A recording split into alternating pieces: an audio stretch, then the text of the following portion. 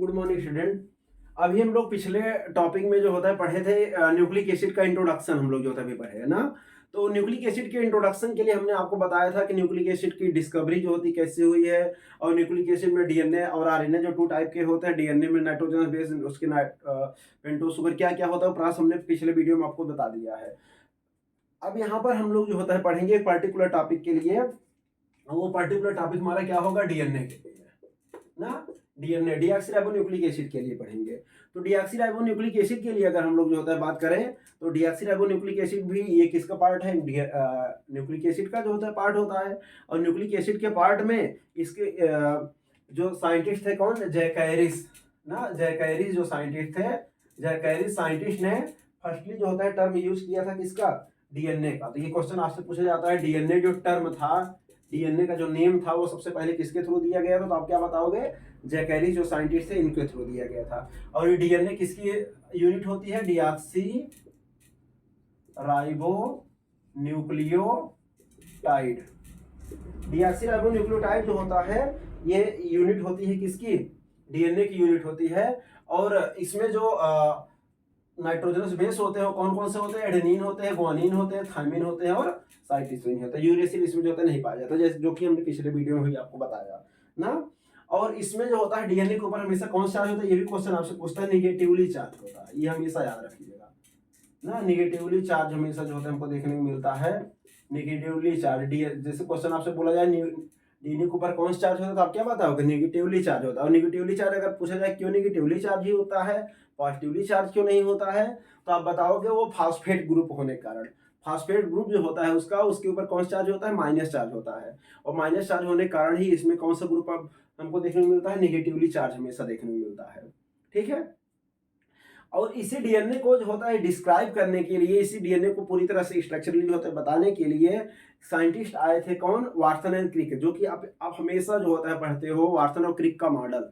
ये आप देखते हो, आप 9 से लेकर के आप इंटर तक, ये जब भी आप कुछ कोई भी चीज का प्रिपरेशन करते हो ये क्वेश्चन हमेशा बार बार आता रहता है। न्यूक्लिक एसिड में वाटसन और क्रिक का मॉडल। वाटसन और क्रिक थे कौन, और इन्होंने डीएनए के लिए कौन सा मॉडल जो होता है अपना स्टेटमेंट जो होता है दिया।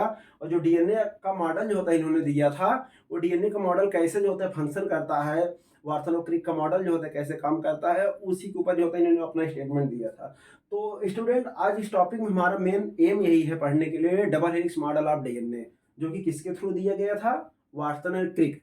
वाटसन और क्रिक जो साइंटिस्ट थे इन्होंने ही जो होता है double helix model of DNA को क्या किया था, दिया था। तो चलिए हम लोग आज स्टूडेंट पढ़ते हैं डीएनए में हम लोग कौन सा टॉपिक आज जो होता है पढ़ेंगे इसमें, double helix model of DNA. Double helix model of DNA. और ब्रैकेट में आप क्या लिख सकते हो इसके, Watson and Crick model. Watson and Crick model. इनको नोबेल प्राइज से भी इसी के, ये डीएनए के स्ट्रक्चर को बताने के लिए इनको 1962 में किसका दिया गया था, नोबेल प्राइज से भी जो होता है इनको सम्मानित किया गया था। ठीक है, किसके लिए, डीएनए के डबल हेलिक्स मॉडल को जो होता है बताने के लिए ना। 1962 में क्या मिला था, नोबेल प्राइज सम्मानित किया गया था। तो अब जो double helix model of DNA होता है, ये होता क्या है, ये कैसे फंक्शन करता है, इसी को हम लोग जो होता है इसके अंतर्गत देखेंगे ना। अब जैसे हम डीएनए के लिए अगर इसको हम लोग फॉर्मेशन करना चाहें तो फॉर्मेशन करने के लिए क्या होगा, जैसे आप double helix model of DNA के लिए अगर फॉर्म करना चाहे, जैसे ये है, सॉरी, जैसे यहाँ पे हम लोग double helix model of DNA के लिए जो होता है अगर देखेंगे, इनके बीचों बीच क्या होगा, एक मेन एक्सिस होगा ना। मेन एक्सिस जो होता है हमको देखने को मिलेगा, और जो मेन एक्सिस जो होता है देखने को मिलेगा, इसको आप जो है डबल कॉइल के रूप में जैसे कैसे कर दीजिए,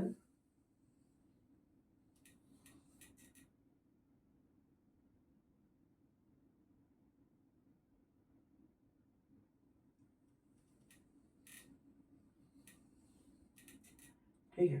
ये बीचों बीच इसका क्या हो गया है, मेन एक्सिस यहाँ पे आप बना दीजिए ना, मेन एक्सिस हो गया। अब मेन एक्सिस में ये जो डीएनए का स्ट्रैंड है ना, डीएनए के स्ट्रैंड में आप देख रहे हो, ये अगर यहाँ पर क्या होगा, ये 5 इंड अगर है तो ये जहां पर ये खत्म होगा यहाँ पर क्या होगा, ये 3 इंड होगा ये ना। अगर ये 3 इंड है तो इसका अपोजिट वाला क्या हो जाएगा, 5 इंड हो जाएगा। और ये भी आपका अगर ये 5 इंड है तो इसका अपोजिट क्या होगा, 3 इंड होगा। ये हमेशा याद रखिएगा, ये डीएनए जो है स्ट्रैंड होता है, ये 2 स्ट्रैंड का बना हुआ है ना, 2 पॉलीन्यूक्लियोटाइड चेन का बना हुआ है। और जो दोनों पॉलीन्यूक्लियोटाइड चेन होते हैं, ये दोनों एक दूसरे क्या होते हैं, एंटी पैरेलल होंगे। एंटी पैरेलल होने का मतलब ये है कि अगर एक का डायरेक्शन हमेशा क्या होगा, 5 इंटू 3 अगर होगा, तो दूसरे का डायरेक्शन क्या होगा, 3 इंटू 5 इंटू होता है। ये हमेशा आप लोग जो होता है याद रखिएगा कि डीएनए जो होता है वो हमेशा क्या होता है, एक दूसरे के एंटी पैरेलल हमको जो होता है देखने को मिलता है। ठीक है, तो अब यहाँ पे मेन एक्सिस हो गया। अब मेन एक्सिस में जो आप यहाँ बीचों बीच मेन एक्सिस देख रहे हो, इस मेन एक्सिस से जो एक डीएनए का स्ट्रैंड, जैसे एक डीएनए मेन एक्सिस से इस डीएनए का जो स्ट्रैंड होगा वो कितना होता है, 10 एंगस्ट्रॉम होता है। इसका डिस्टेंस कितना होता है, 10 एंगस्ट्रॉम होगा। अगर एक का डिस्टेंस 10 एंगस्ट्रॉम होगा तो अदर का भी कितना होगा, 10 एंगस्ट्रॉम होगा, है कि नहीं। तो टोटल डीएनए का डायमीटर कितना हो जाएगा, 20 एंगस्ट्रॉम हो जाएगा। तो कभी अगर आपसे बोला जाए डीएनए का पूरा जो होता है डायमीटर कितना होता है, तो आप बताओगे 20 एंगस्ट्रॉम उसका डायमीटर होगा। ठीक है, और इसके बाद ये कॉइल, जैसे एक डीएनए कॉइल कहाँ का, जैसे एक डीएनए कॉइल यहाँ से स्टार्ट होगा ना, यहाँ से स्टार्ट होने के बाद देखिए दोबारा कॉइल कहाँ मिल रहा है, ये देखिए यहाँ पे मिल रहा है। ये डीएनए का एक कॉइलिंग हुआ। जब डीएनए का एक कॉइलिंग हुआ तो यहाँ से यहाँ तक के बीच में नाइट्रोजनस बेस का नंबर कितना होना चाहिए, 10 नंबर होना चाहिए। कितना नंबर होना चाहिए, 10। और 10 नंबर जो रहेगा वो हमेशा क्या होगा, हमने बताया था आपको प्यूरिन, इसके रूल में हमेशा याद रखिएगा, प्यूरिन हमेशा किससे जुड़ता है, पिरिमिडीन से जुड़ता है। प्यूरिन हमेशा किससे जुड़ेगा, पिरिमिडीन। मतलब एडेनिन हमेशा किससे जुड़ेगा, थायमीन के साथ। और थायमीन तब किससे जुड़ेगा, एडेनिन के साथ जुड़ेगा। कितने बॉन्ड के द्वारा, 2 हाइड्रोजन बॉन्ड के द्वारा। इनके बीच में हमेशा 2 हाइड्रोजन बॉन्ड रहेगा। और थायमीन जो ग्वानिन है वो किससे जुड़ेगा, साइटोसिन थ्रू 3 हाइड्रोजन बॉन्ड द्वारा। और साइटोसिन जो होता है वो किसके थ्रू जुड़ेगा, 3 हाइड्रोजन बॉन्ड द्वारा किसके थ्रू जुड़ेगा, ग्वानिन के साथ जुड़ेगा। तो ये दोनों एक दूसरे के एंटी मतलब अपोजिट के साइज में जो होता है आप जोड़ सकते हैं उसको। ठीक है, तो अगर इसको हम लोग जो होता है यहाँ पर फॉर्मेशन करेंगे तो कैसे करेंगे, यहाँ पर फॉर्मेशन करने के लिए क्या होगा, अगर यहाँ पर हम जैसे इधर ए साइड ए बनाते तो यहाँ क्या हो जाएगा, टी हो जाएगा। ये आप फिक्स याद रखिए, जैसे एक स्ट्रैंड पर अगर ए रहेगा, दूसरे स्ट्रैंड पर क्या हो जाएगा, टी हो जाएगा। ये फिक्स रहता है। ठीक है, और अगर एक स्ट्रैंड पर टी है, दूसरे स्ट्रैंड पर क्या हो जाएगा, ए हो जाएगा। इसको रूल याद रखिए, उसी अकॉर्डिंग जो होता है यहाँ पे करना है। फिर अगर यहाँ पर सी है तो यहाँ पर जी हो जाएगा, और अगर जी है तो सी हो जाएगा। टी है तो ए हो जाएगा, जी है तो सी हो जाएगा, सी है तो जी हो जाएगा। कितना, 1 2 3 4 5 6 7। यहाँ पे क्या हुआ, फिर थायमीन है तो एडेनिन हो जाएगा, है कि नहीं। कितना हुआ, 8 हुआ। इसके बाद यहाँ पे ए है तो यहाँ पे टी हो जाएगा, जी है तो सी हो जाएगा। यहाँ तक कितने नाइट्रोजन बेस आपको रखने थे, 10 नाइट्रोजन बेस। तो 10 नाइट्रोजन बेस को, इसको आपको जो होता है एक दूसरे के साथ जो होता है जोड़ना है। जैसे इनके बीच में कितना हाइड्रोजन बॉन्ड, 2। इनके बीच में भी कितना, 2। इनके बीच में कितना, 3। इनके बीच में कितना, 3। इनके बीच में कितना, 2। इनके बीच में कितना, 3। इनके बीच में कितना, 3। इनके बीच में कितना, 2। इनके बीच में कितना, 2। इनके बीच में कितना, 3। ठीक है, ये आप इसको याद रखिएगा, ये रूल को। अब यहाँ पर ये जो यहाँ पे बात किया गया है, अब जैसे यहाँ पे हमने बता दिया, ये जो एडेनिन है यहाँ पे आप देख रहे हो ना, ये जो थायमीन है, थायमीन को आपको जोड़ना है किसके साथ, क्वाइलिन के साथ। ये जो क्वाइल आप देख रहे हो ना, ये जो चेन देख रहे हो, पॉलीन्यूक्लियोटाइड जो चेन है, ये थायमीन इस चेन से किसके थ्रू जुड़ेगा, शुगर के थ्रू। ये भी किसके थ्रू जुड़ेगा, शुगर के थ्रू जुड़ेगा। ये किसके थ्रू, शुगर। ये भी किसके थ्रू, शुगर। ये किसके थ्रू, शुगर। ये भी शुगर। तो आप यहाँ पे शुगर, यस यस मतलब शुगर है, ये आप सबको शुगर से जोड़ दीजिए।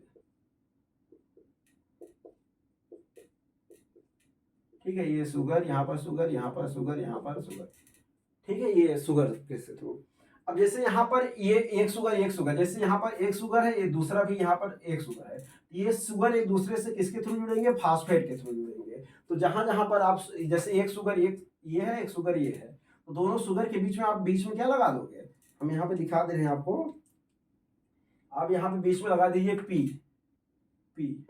ऐसे यहाँ पर भी यस और यस के बीच में क्या रहेगा, पी रहेगा। आप सब जहां जितना भी जहां पे यहाँ पे यस और यस दिख रहा है, उनके बीच में क्या लगा दिए, फास्फेट लगा दीजिए। ये सभी स्ट्रैंड के लिए जो होता है हमको देखने को मिलेगा। ठीक है, तो अब जैसे यहाँ पर हम ये जैसे जो double helix model of DNA पढ़ते हैं वाटसन और क्रिक का, ये कौन सा मॉडल होता है, बी स्ट्रक्चर, बी डीएनए होता है। जैसे अगर हम लोग स्ट्रक्चर के बेस पर अगर हम लोग देखें तो जो डीएनए होता है ना, ये जैसे डीएनए आप जब पढ़ोगे तो ये 5 टाइप का होता है। डीएनए कितने टाइप का होगा, 5 टाइप का हमको देखने को मिलेगा डीएनए। इसमें एक A B C D Z, ये 5 टाइप का डीएनए होता है, जिसमें ये 4 टाइप का जो डीएनए होगा ए बी सी डी, ये हमेशा इसमें कॉइलिंग कैसी होती है, राइट हैंडेड होती है, और इसमें कैसी होती है, लेफ्ट हैंडेड होती है। लेफ्ट हैंडेड कॉइलिंग किसमें होती है, जेड में, और ए बी सी डी में कैसी कॉइलिंग होती है, राइट हैंडेड कॉइलिंग होती है। तो जो वाटसन और क्रिक ने जो अपना डीएनए दिया था, ये भी क्वेश्चन आपसे पूछा जाता है कि जो वाटसन और क्रिक ने अपना मॉडल दिया था डीएनए के लिए, उन्होंने कौन से डीएनए को दिया था, तो आप बताओ कौन सा DNA, B DNA, B DNA के ऊपर इन्होंने अपना मॉडल दिया था। ठीक है, तो बी डीएनए की होती क्या कैरेक्टरिस्टिक, उसका क्या होता है, उसका लक्षण क्या होता है। तो अगर हम लोग बात करें, जैसे एक शुगर है दूसरा शुगर है, एक शुगर दूसरे शुगर का डिस्टेंस जो होता है, मतलब एक चेन, एक नाइट्रोजनस बेस दूसरे नाइट्रोजनस बेस का डिस्टेंस जो होता है वो 3.4 एंगस्ट्रॉम होता है। ठीक है, इसको याद रखिएगा, एक नाइट्रोजन से दूसरे नाइट्रोजन बेस का डिस्टेंस कितना होगा, 3.4 एंगस्ट्रॉम होगा। तो आप बताइए एक कॉइल में कितने नाइट्रोजनस बेस थे, 10 नाइट्रोजनस बेस थे, और जब 10 नाइट्रोजनस बेस थे तो 10 नाइट्रोजनस बेस का डिस्टेंस कितना हो जाएगा, 34 एंगस्ट्रॉम हो जाएगा। ठीक है, ये 34 एंगस्ट्रॉम किसका डिस्टेंस होगा, 10 नाइट्रोजन बेस का जो होता है डिस्टेंस हो जाएगा। ठीक है, अब जो 10 नाइट्रोजन बेस का जो होता है डिस्टेंस जो होता है हमको देखने को मिला, और ये जो 10 नाइट्रोजन बेस होगा, इसमें आप क्या कहोगा, 3.4 में आप क्या करोगे, 10 से मल्टीप्लाई जब कर दोगे तो आपको कितना आ जाएगा, 34 एंगस्ट्रॉम आ जाएगा। तो डीएनए की एक कॉइल में की डिस्टेंस कितनी होती है, 34 एंगस्ट्रॉम होती है, और एक नाइट्रोजन से दूसरे नाइट्रोजन बेस का डिस्टेंस कितना होता है, 3.4 एंगस्ट्रॉम होता है। यही double helix model of DNA है, जो कि किसके थ्रू दिया गया था, वाटसन और क्रिक के थ्रू दिया गया था। तो अब अगर हम लोग जैसे ये तो हमने अभी स्ट्रक्चरली आपको बता दिया कि वाटसन और क्रिक का मॉडल होता क्या है। तो वाटसन और क्रिक के मॉडल के अकॉर्डिंग अगर हम लोग जो होता है बात करें, जैसे अब आपको राइट करने के लिए अगर बोल दिया जाए कि double helix model of DNA को आप जो होता है राइट करके बताइए, लिख कर बताइए कि ये प्रोसेस कैसे होता है, तो आप बताओ क्या। सबसे पहले आप यही बताओगे कि डबल हेलिक्स मॉडल को दिया गया था, किसके थ्रू दिया गया था, वाटसन और क्रिक ने जो होता है दिया गया था, जिसको जो होता है 1960 में नोबेल प्राइज से जो होता है सम्मानित किया गया था इसको देने के लिए। ठीक है, और double helix model of DNA के अकॉर्डिंग हम लोग देखेंगे तो डीएनए क्या होता है, 2 पॉलीन्यूक्लियोटाइड चेन का बना होता है। पहला पॉइंट आप क्या बताओगे कि डीएनए 2 पॉलीन्यूक्लियोटाइड चेन का बना होता है, ये पहला पॉइंट हो गया आपका। दूसरा पॉइंट जो होता है आप क्या बनाओगे, दूसरे पॉइंट में आप बताओगे डीएनए के बीच में एक मेन एक्सिस होता है, मेन एक्सिस से एक कॉइल का डिस्टेंस 10 एंगस्ट्रॉम और दूसरे भी कॉइल का डिस्टेंस कितना 10 एंगस्ट्रॉम होता है, तो टोटल का डिस्टेंस कितना होता है 20 एंगस्ट्रॉम होता है। ये सेकेंड पॉइंट हो गया आपका ना। और थर्ड पॉइंट के लिए अगर हम लोग जो होता है बात करेंगे, तो थर्ड पॉइंट में आप बताओगे कि डीएनए में एक नाइट्रोजनस बेस और दूसरे नाइट्रोजनस बेस का डिस्टेंस कितना होता है, तो आप बताओगे कितना 3.4 एंगस्ट्रॉम होता है। और जब एक का डिस्टेंस 3.4 एंगस्ट्रॉम होगा तो एक कॉइल में कितने नाइट्रोजनस बेस, 10 नाइट्रोजनस बेस होते हैं, तो 10 नाइट्रोजनस बेस का डिस्टेंस कितना हो जाएगा, 34 एंगस्ट्रॉम हो जाएगा। ये थर्ड पॉइंट हो गया। फोर्थ पॉइंट क्या होगा कि डीएनए एक दूसरे के एंटी पैरेलल होते हैं। डीएनए एक दूसरे क्या होते हैं, एंटी पैरेलल होते हैं। एंटी पैरेलल होने का मतलब कि डीएनए का अगर जो होता है डीएनए का एक पॉलीन्यूक्लियोटाइड चेन अगर क्या है 5x3 डायरेक्शन में है, तो दूसरे का डायरेक्शन क्या होगा 3x5 हो जाएगा। इसको डीएनए का एंटी पैरेलल बोला जाता है कि नहीं। तो डीएनए हमेशा एंटी पैरेलल रूप में पाया जाता है, क्योंकि एक का डिस्टेंस अगर 3x5 होता है, दूसरे का क्या होता है 5x3 होता है। ठीक है, ये तो हो गया। इसके बाद अब अगर फिफ्थ पॉइंट के लिए अगर बात की जाए तो आप बताओगे कि डीएनए में जो नाइट्रोजनस बेस होता है वो शुगर के थ्रू जुड़ा होता है। डीएनए में जो नाइट्रोजनस बेस होगा वो किसके थ्रू, शुगर के थ्रू जुड़ा होगा, ग्लाइकोसिडिक बॉन्ड के थ्रू। कौन से बॉन्ड के थ्रू, ग्लाइकोसिडिक बॉन्ड। कौन से कार्बन से, फर्स्ट कार्बन से, ये भी याद रखिएगा, पहले कार्बन से ग्लाइकोसिडिक बॉन्ड के थ्रू नाइट्रोजनस बेस शुगर के साथ जुड़ा होगा। ठीक है, और एक शुगर दूसरे शुगर से किसके थ्रू जुड़ा होगा, फास्फेट के थ्रू जो होता है जुड़ा होता है। ये भी आप पॉइंट को याद रखिएगा उसमें। ठीक है, ये तो हो गया डीएनए के स्ट्रक्चर के लिए जो होता है हमको देखने को मिलेगा ना। फिर अगला पॉइंट आप नेक्स्ट पॉइंट आप क्या बताओगे कि डीएनए के डबल हेलिक्स मॉडल में एक प्यूरिन हमेशा पिरिमिडीन से जुड़ता है। एक प्यूरिन हमेशा किससे जुड़ता है, पिरिमिडीन से। ये 6 पॉइंट आपका हो गया कि नाइट्रोजन बेस में एक एडेनिन जो होता है हमेशा थायमिन से जुड़ेगा, और थायमिन हमेशा किससे, एडेनिन से जुड़ेगा। ग्वानिन हमेशा साइटोसिन से, और साइटोसिन हमेशा ग्वानिन से जो होता है जुड़ेगा। ठीक है, एडेनिन थायमिन से किसके थ्रू जुड़ेगा, 2 हाइड्रोजन बॉन्ड के थ्रू जो होता है जुड़ता है, जबकि साइटोसिन ग्वानिन से किसके थ्रू, 3 हाइड्रोजन बॉन्ड के थ्रू जो होता है जुड़ता है। ये भी आप जो होता है इस प्रोसेस को जो होता है याद रखिएगा। ठीक है, तो ये इतना है डीएनए के डबल हेलिक्स मॉडल के लिए जो होता है। और ये शुगर और फास्फेट एक दूसरे के थ्रू कैसे जुड़े रहेंगे, तीसरे कार्बन जो होता है जुड़े रहते हैं ना। और फास्फेट जो होता है, फास्फेट एक शुगर से कैसे नंबर से 5 कार्बन से जो होता है जुड़ा होता है। तो ये आप जब स्ट्रक्चर आप डीएनए को देखोगे तो उसमें भी आपको जो होता है ये दिखाई देगा। ठीक है, तो ये है double helix model of DNA. तो double helix model of DNA के लिए कोई भी टॉपिक अगर आपको इसमें ना समझ में आया है तो आप जो होता है उसमें क्या हो सकता है पूछ सकते हो। जैसे ये तो हो गया double helix model of DNA के लिए। तो लगभग हमको नहीं लगता है कोई प्रोसेस में आपको नहीं समझ में आया होगा या कोई इसमें डाउट होगा, क्योंकि हमने डिटेलिंग आपको यहाँ बता दिया double helix model of DNA के लिए। थोड़ा इसी में हम यहाँ पे चर्चा कर देते हैं किसके लिए, 4 गैप रूल के लिए ना। 4 गैप जो साइंटिस्ट थे, 4 गैप ने बताया था कि हमेशा कोई भी क्या होता है, प्यूरिन हमेशा किससे जुड़ता है, वो होता है पिरिमिडीन के साथ, पिरिमिडीन के साथ जुड़ता है। प्यूरिन में कौन कौन से आते हैं, एडेनिन प्लस गुआनिन, ये किसके बराबर होता है, थायमिन प्लस साइटोसिन, है कि नहीं। अगर इसको हम लोग निकालना चाहें तो कैसे निकाल सकते हैं, A plus G upon T plus C equal to कितना 1। तो ये भी है, ये किसका मॉडल है, 4 गैप का रूल होता है। 4 गैप के रूल में ये बताया जाता है प्यूरिन हमेशा किसके साथ जुड़ता है, पिरिमिडीन के साथ जो होता है हमको देखने को मिलता है। ठीक है, और इसी में जो होता है एक क्वेश्चन आता है और कभी कभी क्वेश्चन पूछता है denaturation and renaturation, denaturation and renaturation, denaturation और रीनेचुरेशन क्वेश्चन अगर आपसे बोला जाए क्या है, तो डीनेचुरेशन मतलब होता है जैसे ये डीएनए का स्ट्रैंड है ना, जैसे ये डीएनए आपको दे दिया गया है, तो डीएनए में आपके किसके होते हैं, नाइट्रोजनस बेस इसमें पाए जाते हैं, एक दूसरे के थ्रू किसके द्वारा जो होता है, हाइड्रोजन बॉन्ड के थ्रू ना, हाइड्रोजन बॉन्ड। तो हाइड्रोजन बॉन्ड में अगर इसको हम लोग क्या कर दें, 80 to 90 डिग्री टेम्परेचर देते हैं, 80 to 90 डिग्री सेल्सियस अगर हम लोग क्या करते हैं टेम्परेचर डीएनए को देते हैं, तो इनके बीच का जो हाइड्रोजन बॉन्ड होता है वो ब्रेक डाउन हो जाता है।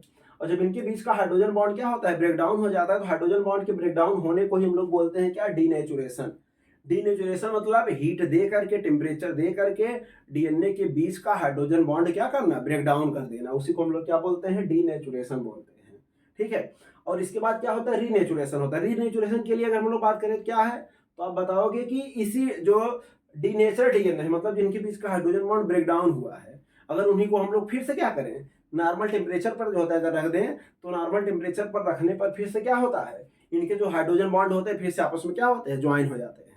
जब फिर से इनके हाइड्रोजन बॉन्ड आपस में क्या होते हैं, ज्वाइन हो जाते हैं, तो इसको हम लोग क्या बोलते हैं, क्या, रीनेचुरेशन बोलते हैं। तो रीनेचुरेशन मतलब ब्रेक डाउन हुआ डीएनए, जो हाइड्रोजन बॉन्ड है वो फिर से आपस में जुड़ जाना, जबकि डीनेचुरेशन मतलब होता है कि 80 to 90 डिग्री सेल्सियस टेम्परेचर देने पर उनके बीच का हाइड्रोजन बॉन्ड क्या हो जाना, ब्रेक डाउन हो जाना। ठीक है, तो ये होता है डीनेचुरेशन। ये कोई शार्ट में कभी कभी क्वेश्चन आपको देखने को मिलता है। तो ये प्रोसेस था double helix model of DNA के लिए। तो student, double helix of model of DNA के लिए जो भी आपको टॉपिक आपको ना समझ में आया हो, इससे जो होता है वो आप यहाँ पे हमसे जो होता है कमेंट बॉक्स में लिख करके उसको हम पूरी तरह से डिफाइन कर देंगे।